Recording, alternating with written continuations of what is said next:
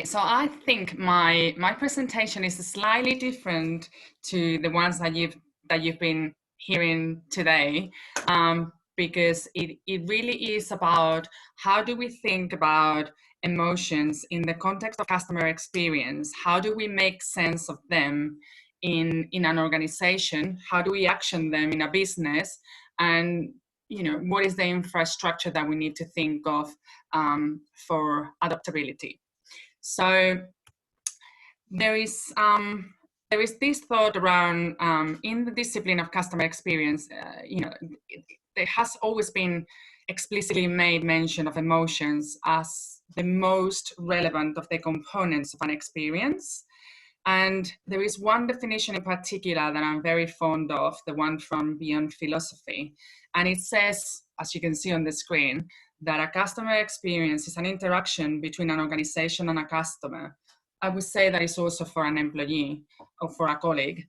And it is a blend of the organization's physical performance, the senses stimulated, and the emotions evoked, all of them intuitively measured against the customer expectations across all moments of contact. I think that this definition is very relevant because it really brings to life the fact that you might be thinking about the functional aspects of your organization, but unless you really take into consideration how you make people feel, whether those are your employees or your customers, you're never going to really be sure that you're going to action loyalty and that you are generally bringing the love and the connection between your brand and your customers and employees.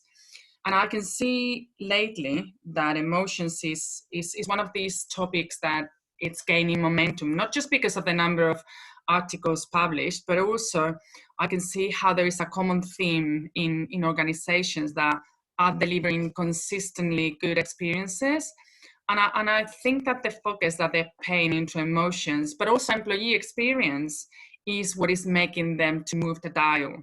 So they're thinking about how they make people feel, so the employees feel. And those are very important factors into delivering excellent experiences. So I'm in the UK, and those brands that are thinking in this line of thoughts around employee experience, feelings about your customers and your employees, are the likes of Monzo, First Direct, QVC, John Lewis, the usual suspects actually. But before I show you the framework that I have put together myself, I'm going to make a few points that, or just share with you the points that I would like to get across here. And it's almost like a personal reflection. So number one, CX practitioners do really have a duty to understand customer emotions. And this is because of the weight and the importance that they have in customer interactions and employee interactions. Now, you have heard this throughout the day today, but it's no new news that customer emotions, or emotions for its worth, are very complex as a subject.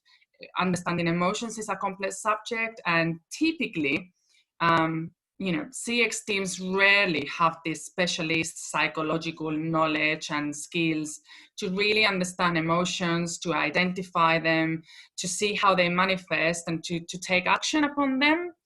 So based on these reflections, I thought that if I put together a structured framework that helps simplifying all these complexities, the idea is that then you enable teams, or my team or any other team, CX team, to focus on the right course of action for your organization.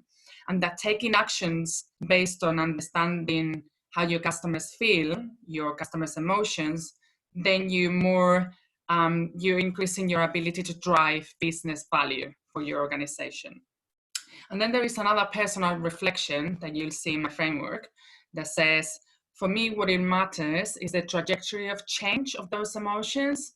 So I personally wouldn't like to see how emotions become the new NPS of this world, and then companies suddenly start measuring how many of my customers are feeling guilty or lonely. I like to see how organizations are thinking about how to move the dial from a customer that is feeling dissatisfied to feeling satisfied, and what does that mean in terms of What do I do to my systems, to my technology, to my processes, to my communications and my marketing so that I activate that trajectory of change? So for me, it's the trajectory of change what matters. So again, it is a very complex subject, not to be taken lightly, but it actually presents an opportunity. It does really present an opportunity to really understand very well your customers and your organization. And so when you focus on functional and emotional aspects of your organization, and when you think about what is the opportunity within your organization, you're going to have to think about what is the size. And typically that relates to aspects as to what is your culture within your organization. So a while back, I was reflecting on all these things, and I sort of like in my head thought, well, this is an amazing opportunity, and actually is my duty as practitioner. So what I did was to research best practices. So I researched best practices in academia. I talked to neuroscientists. I talked to consultants and, you know, a number of practices that were out there thinking about emotions. And I came up with my very own definition of emotions management and my very own framework, which is really a collage of all those practices that I've learned throughout that my personal research journey. And with that framework and with that definition, what happened is that I actually could visualize how to identify and operationalize at scale the adoption of emotions in an organization. Because we talk about delivering customer experience, but when it comes to say, and we really care about how we make people feel, we actually, in most of the cases, don't know how to do that, or what is it that I need to do? What are emotions? And actually the neuroscientists are these days debating what are they, and there's new lines of thoughts. But just to go back to my original thoughts, I define emotions management as an approach to identify and manage the emotional connection between the employee, the customer, and the brand. And for me, this is critical because it is about being human. It's about understanding what makes humans humans. And if you think about it, I sometimes say that a brand is nothing but a bunch of people that is doing some stuff for another bunch of people. And actually all those people are nothing but animals that are driven by emotions. So it really all comes down to, how do you know what are emotions, and what do you do with them? How can you activate them in an organization? And so for me, when you start thinking about emotions management, what you then start doing is to reflecting on how to understand the underlying emotions that are going to drive your customers and your employees to churn, attrition, to stay loyal, to, you know, how to understand the cost of opportunity, the losses on revenue, the customer lifetime value, increases in operating cost, by not really paying attention to the fact that, again, a brand is really a bunch of people doing stuff for another bunch of people, and they're all people with emotions. So I put together these very, I mean, my ability to draw is not very nice, but this is a very, very simple framework, ultra simple. And I think it's very key that it's simple, because it makes you being able to remember it and to really think about where you are in it. So the framework, it is really about driving empathetic. I actually prefer the word thoughtfulness, but it is about driving thoughtfulness, efficiencies in an organization, but in an organization holistically, in an organization that is thinking about a contact center, your digital environment, your employees' HR journeys, your end-to-end customer journeys, your user experience, your everywhere in your organization, your processes, your technology, everything. And it brings simplicity, but also brings rigor, rigor as to how you think about emotions, how you speak about emotions, how your mindset shifts to understand about what is human centricity, what is being human centric when you design, what is being human centric when I speak, what is being human centric when I feel. And so the framework has 4 sections. It should really have 3. Because the 4th is about remembering us that you really need to continuously transform and influence the intensity of the emotions. But if we think about the framework, it has 4 sections, and in section number 1 is about understanding your customers' and employees' emotions, and you probably need to answer 3 fundamental questions. Once you know that, it's about the so what. What do I do with all that knowledge? And section 2 is really just saying, well, do something, bring value to the organization, and then measure it, and then continuously evolve the way you transform the path on how you make people feel, whether it's your customers or your employees. So this is a very, very busy slide, but it actually contains in it almost like the sequence on how to look at the different elements of the framework. And within that framework, you'll see that in understanding your customers and emotions, machine learning and AI play a very interesting role. And I'll talk you through in a minute the proof of concept that I did with a colleague of mine into understanding emotions through machine learning as one of the components within the framework. So when thinking about understanding your customers and employees' emotions, there's just very basic 3 questions that you need to answer in your organization. Number 1 is, what are the emotions and feelings that your brand wants to evoke? This is important because this is your target. This is where you want to get to. This is what you want to deliver, these kind of emotions. And as a starter for 10, think about aligning them to your brand attributes or base them on your brand attributes, because a customer experience is the way you operationalize your brand promise, if you like. But then validate them with your organization. If you're Coca-Cola, you might want to deliver happiness, but if you are funeral house, you might not want to deliver happiness. It might be peace of mind, or it might be trust. And then a very interesting factor is to think about what is the ratio and the hierarchical position of those emotions that you want to target, that you want to evoke. And this is important because across your different customer journeys, or across the different activities that you do in your organization, each of them are going to have a more prevailing position. Depending on your journeys, you might need to focus more. One of them might have more weight or more importance than the other, and the hierarchical position varies. So think about that. It's not as simple as it might seem. So you know your target, what you want to evoke, and it might be something along the lines of trust, peace, and proud. So I want my customers and employees to feel proud and peaceful and trusting about my brand. Let's just say, for argument's sake, that those are the 3 emotions, and they're very much related to happiness. Then the second question is, okay, well, what is my current state of play? What is my current situation? How am I going to gather insights from my customers and employees to understand where am I at the moment and what is happening at the moment across my communications, holistically as a brand, or in my digital environment? It doesn't really matter. Think about it as holistical organization. So there is 2 avenues to these, and both of them are very powerful, and combined are super powerful.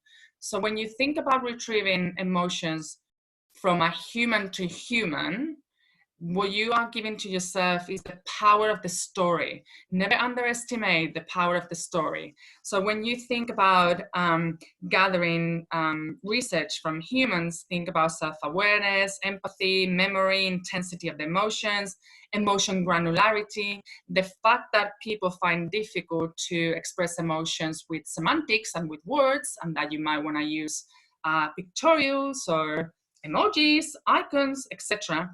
When you think about gathering research from a human sample, again, it is going to be through a sample of customers or employees. So this might look statistically irrelevant. The power of the story is not to be underestimated, but also, even though if it's statistically irrelevant, they constitute a proxy to the expectations and to the associations of the brand, to the brand, and the memory of the experience and the remembering self and all these good things that Kahneman taught us. So you've got your qualitative, emotional insights research, human to human. If you've got 10 million customers, that's highly unlikely that you're going to be able to do this to all your customers. And this is where artificial intelligence, this is where machine learning, this is where emotions modeling through machine learning plays a very important role. And I'll talk you through the proof of concept that I did in a minute. But if you think about the fact that 80% of your data comes unstructured, if you think about that you might have, like I said, 10 million customers, thinking about how you're going to gather insights on emotions at scale is really thinking about a more sophisticated way of gathering them. So include on your research AI emotive modeling, because it provides you with the benefit of scalability. Now, in terms of the model, you as a CX practitioner, you might want to consider exploring 3 options. Outsourcing, and you've got great stuff out there, Dakota, Adorable, Signal, all sorts of providers that have been doing the do primarily with academia as well. You could consider creating it internally with the clever people in your data scientist teams and whatnot, but you also could consider, as a starter for 10, perhaps using open source code. And this is what we did, my colleague and I. We used an open source code, and I'll talk you through it in a minute. But then say that you've got the model, you're gonna have to have a data set to power it, right? So when thinking about your data set, you might want to consider using your NPS survey verbatim, because that's a proxy of the memory of the experience. You might, if you can, want to consider including or linking it to MI and your CRM, social media, digital conversations transcripts. They are proxy to expectations, typically. Telephony and web chat conversations transcripts, they are gold. They're literally gold, because they are in the moment experience, and you can actually see both sides of the coin between the employee and the customer. Now, if you can link all these, the story and the human insights, emotions, plus what you have gathered through your emotions modeling through machine learning, and combine it all together and link it to your end-to-end customer journeys, this is really where the party starts. This is where the fun starts. This is when we get excited about, really thinking about what is it that I can do with all that knowledge. Link it across all your end-to-end journeys to really understand where is your state of play, and then wonder what to do with that, because you're going to have a wealth of knowledge. So when thinking about what to do with that, that is your next question. This is when you need to think about, if I am in an organization, from my organization point of view, what is it that value means? What is value for my organization, and what are the emotions that drive most value? So your organization might be thinking about certain metrics, maybe NPS, maybe customer lifetime value, maybe churn, maybe loyalty, whichever one is the choice. Think about what all that knowledge and emotions you've got, and how that relates and how that influence your value, the value on your company, your ROI, and cluster your emotions into the ones that are good and the ones that are bad and the ones that are ugly, and then try to establish what are the responses that you might want to start activating in your organization. For example, to evoke repurchasing, or to be able to respond quickly through communications or a marketing campaign, or whichever is your action. At this point, I think it's important to understand that the granularity of emotions or feelings, there's a difference, but we're not going to go through that now. The understanding feelings at a granular level allows you to do root cause analysis, while sentiment is an aggregated view of positive and negative feelings from your customers, which is really very good. But if you can drill down to feelings, then you can start being more proactive into the way you respond to your customers. So that was section 1, understanding your customers and your employees. And this is how I used it, right? Then with all that knowledge, you really need to think about what to do with it. And this is about focusing and about taking some action and about being pragmatic. And again, doing a little bit of a sanity check with your organization and your ability to drive change. So when we say thinking about focusing, what I mean by that is think about what are the end users for your customer or employee emotions knowledge. And they can be a wide range, from end-to-end journey management or even journey mapping. You could start thinking about your ability to start seeing the tolerance levels of your customers and the intensity of what they feel, but even how much they love you or not, and where is the breaking point at which the customers would stop loving you and would not forgive you anymore if you do something wrong. So all these kind of things around your end-to-end journey. Think about your channel strategy from a high level, your balance between self-serve or human interaction. Typically complex interactions or emotionally charged are more suited to be delivered by a human being. And that might inform your digital transformations, but also at a granular level. So what do I do when I go from IVR to SMS or IVR to a contact center? So all those kind of things can be determined by the emotional state of the customer. And then you start really thinking about what is the purpose and the goal that the customer is pursuing, and in which emotional state is the customer entering the relationship with the brand. And then you can think about employee experience, your contact center operations and whatnot. But it really is about, plotting them in a way that you can then manage them. Think about the beacon. Think about how you determine where you are and where you want to get, and the activities, again, in your processes, in your systems, in your communications, in your people, etc., that you want to implement. Like I said, for example, think about what are the emotions that typically make my customers to repurchase versus those ones that actually are on the verge of churning.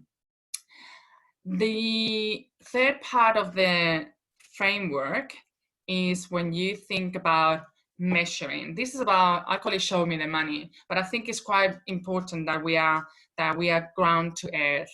So understanding the emotions that you want to evoke, the emotions that you evoke, and think about where to use them as a mindset and as a tool to manage your customer journey, so to develop your products and propositions, or to create your use them internally as part of your organizational blueprint, is very good.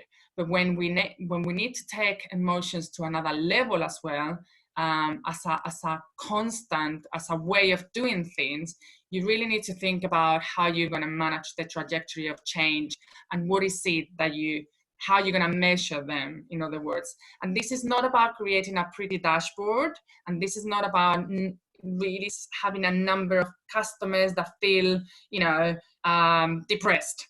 This is about how do I pass from hating you to love you. Clearly not in 1 minute and clearly not in one go. So what is it that I need to do? I used to work a lifetime ago with Maersk. And in Maersk, we looked at the emotions that we would like to evoke in our customers and the ones that we wanted to evoke. And actually, as a result of that, we had a tremendous shift in NPS and a tremendous shift, positive shift in the increase on volume of slots for containers sold per vessel, per ship, and we were able to optimize the space. And that was a dramatic shift. And this was after this was back a while back after the global financial crisis, and it was rather relevant. So it does work. Emotions do work. Now, this is the framework, and this is how you think about emotions holistically in an organization. In the context of this conference, one of the things that we want to make sure that we understand is also how do we think about emotions models, and as a CX practitioner, how do I use them across the piece, right? And like I said, you can outsource and then someone else does it for you. You can build it internally, or you can get something open source and then start working with it as a proof of concept. And that is exactly what we did. So one of my colleagues, the head of cognitive and AI, and myself, with the figure of £0 budget, we sat together and we said, okay, I think we've got something to explore here. How do we go about understanding customer emotions? Because it really is critical for us if we are driving, if we want to drive exponentially our curve of customer centricity in the organization. So we sat together and we came up with the idea of using an open source model that was created by the Massachusetts University and a couple of universities in Denmark, and University of Copenhagen and the Technical University of Denmark and Massachusetts and another college in the States. So these guys gathered together and they created a machine learning model that was primarily built using a raw data set of 56 billion tweets. And then they filtered them to 1.2 billion relevant tweets. And then what they did is that they understood that there were millions of emojis occurrences, because this was a reflection. So this model was useful for us because it was a reflection of how difficult it is for people to express with words how they feel, and how much emojis are taking a prevailing momentum into the way we speak and we say how we feel. And so we wanted to use this one because we thought it was very, very interesting. So the AI model learned itself and then detected in any sentence, if you like, sentiment, emotions, and sarcasm. And that was very important for us. He then enhanced it and made it better and more tailored for us.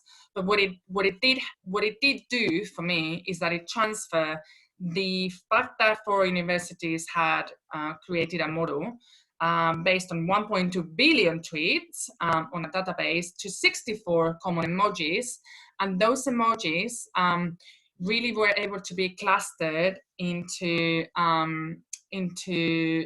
groups and cohorts of emotions and categories. So we could then understand how customers felt, providing that we were going to create the appropriate data set. It also provided us with 5 most likely emojis and a probability case for all of them. So we used these, what we consider a state-of-the-art, open source model, and we used it to understand the emotional position of the customer and to unveil our ability to respond to those customer emotions. So we created the model, and then next thing you know, we needed a data set to power it. And like I said before, we used everything that it was in our hands at the time. So we used social media transcripts, telephony transcripts, we link it to MI, Chen, customer lifetime value, NPS, web chat transcripts, NPS verbatim transcripts. And by the way, everything that you're going to see from now on, it's fictional data from the original data, so that we have everything desensitized in the presentation. So what then happened is that by running the model through every possible channel of interaction with our customers, we then were able to have an awareness of the granular emotions, a heat map, if you like, across the different end-to-end customer journeys. And by the way, that is not how the lifecycle architecture looks like. Like I said, this is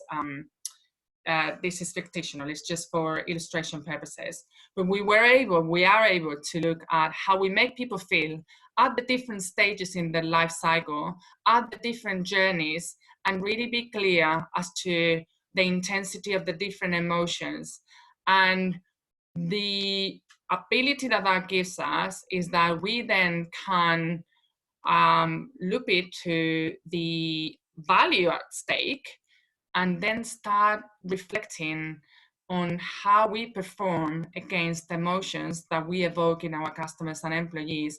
And we can start drawing stories. For example, in the period, X numbers of customers, or this segment of customers churned, they represented this customer lifetime value, or they had this operating cost, and they felt this way. Should we not have made them feel this way, they might have stayed.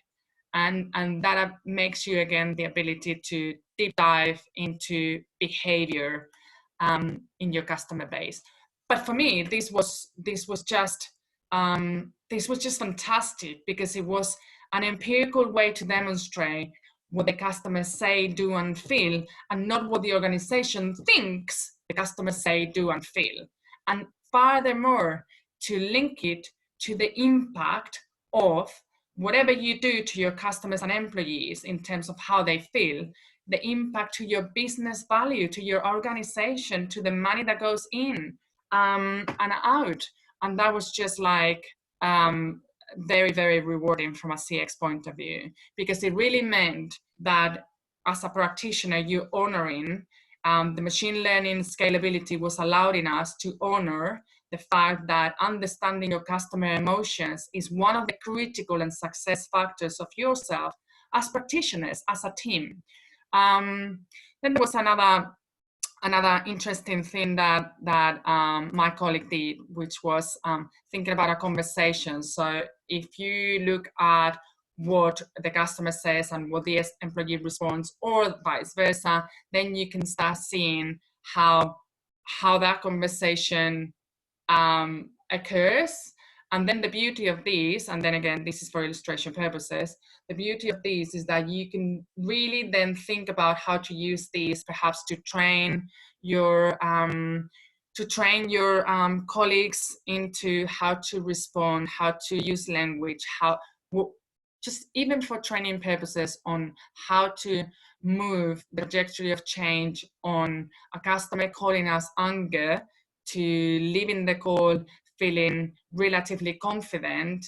And if we think about the peak and end, and the fact that experiences are really related to the memory of the experience and not the experience itself, what you're creating is a positive memory on your customers, and therefore increasing your probability of cross-selling, upselling, repurchasing, love, the probability of bringing more love to your customers and employees. Now, again, so I took a subset of data here, and all I did was to say, if you want, when you start thinking about all these things from an organization point of view, you can start thinking about how can you represent the emotions that you evoke as a brand, and what is the proportion of them in your pie. What is it 80-20, the emotions that you evoke more. They might not be the most important, but at least you know which ones you evoke more or less, and which ones you need to influence within your end-to-end customer journey. And then you can start thinking about the correlation between what are they and your lifetime value, what are they and a portfolio, and churn, and by product, by type, etc., etc., etc. So you can look at how they perform and how to move the dial. And I put the framework into this book, which is, by the way, we don't make money with the book. So if anyone wants to go and have a look at the full framework, it's on there. I think I would stop here, and I need to